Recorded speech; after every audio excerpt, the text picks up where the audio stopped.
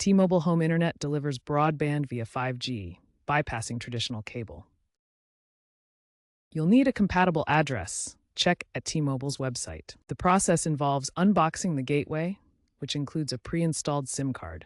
Plug it into a power outlet near a window for optimal signal. Then activate the service through a web browser or the T-Mobile app. The gateway acts as both a modem and router, converting 5G signals to Wi-Fi and Ethernet.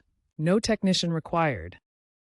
First, open a browser and go to the activation page, usually 192.168.12.1, or use the T-Mobile app.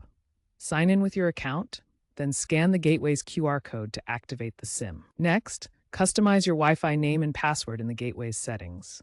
Enable WPA3 security for better protection. Finally, test your speeds using speedtest.net.